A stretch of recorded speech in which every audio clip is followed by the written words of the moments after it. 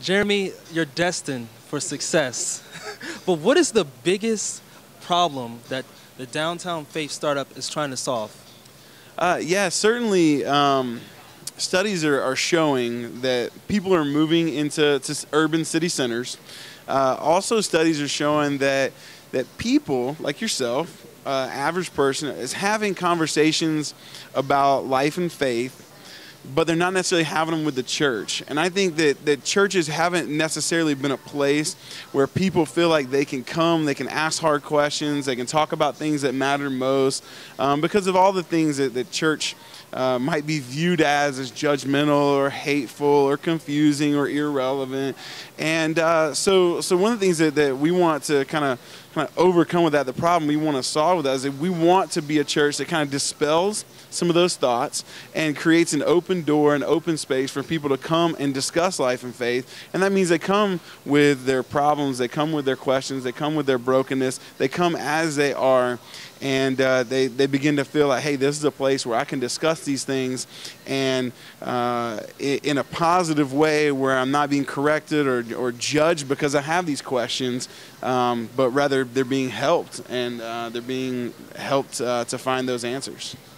So you really want to have a discussion with people in this church, not just preach the whole time? Yeah, yeah. So one of the things, the traditional church model is you sit in rows and someone talks to you. And we really want to try and combine, what would it look like if TED Talks and Table Talks happen the same time in a church? And so, what if the preaching, teaching time was a lot shorter, and presented an idea and then created space for people then to discuss with other people that are sitting in and around them or with them the idea, so the spiritual idea that was presented by the teacher or the person giving the talk. So you're encouraging people to come with their questions about their spirituality, their faith. So is it exclusive then to people that call themselves Christians? No, the downtown faith specifically, we want it to be that everyone can come and discover and find out what God is all about. The idea, the church is one of the few organizations that I believe exists for people primarily for people that don't already exist in the organization, right? They're not already members. And so we want people that have all sorts of ideas and thoughts on faith, and maybe have no ideas and thoughts on faith. Maybe they're starting to ask these questions, starting to have this stirring inside. And so, we actually foresee most of the people that come to a gathering on a weekend, or that come to our leadership or learning cohorts and things like that we do, will actually be people that maybe don't already believe like we do, but they find that it's a place that they can belong, and they can ask those questions and figure out, what is it that I believe, and why is it that I believe that? That's very innovative, and I think that the whole community will benefit from having that opportunity to talk about what they feel and they believe, even if we all disagree. Yeah. But what's been the biggest challenge in founding this startup?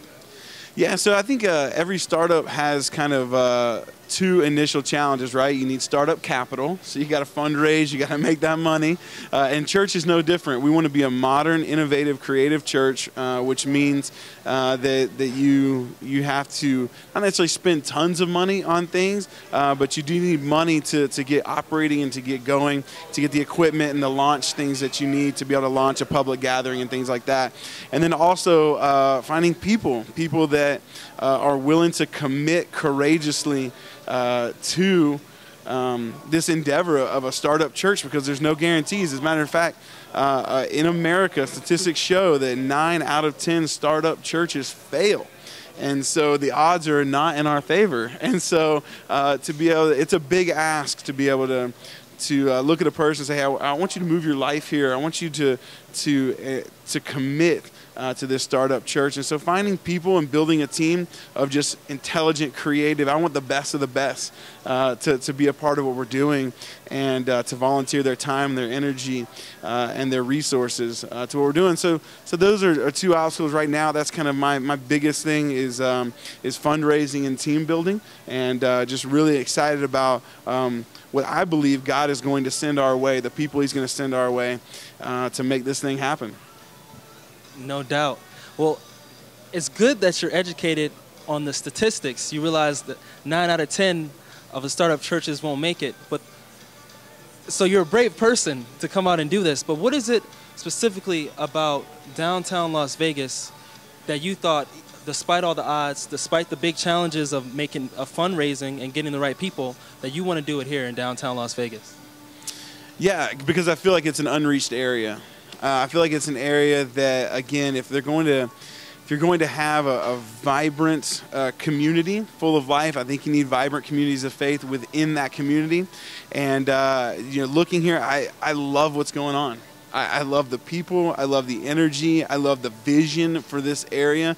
I believe in it. And so that being said, I had opportunities to plant in other places and to start churches in other places. And I just couldn't get away from something's going on in downtown Las Vegas. And I want to be a part of that. It's hard to really even explain exactly the what it is, but I just couldn't get away from there's something going on, and I need to be a part of it. No doubt. There's a lot of stuff going on downtown Las Vegas. If you want to help out, I know you do. You want to help out Jeremy? Check him out at DTLVfaith.com and check out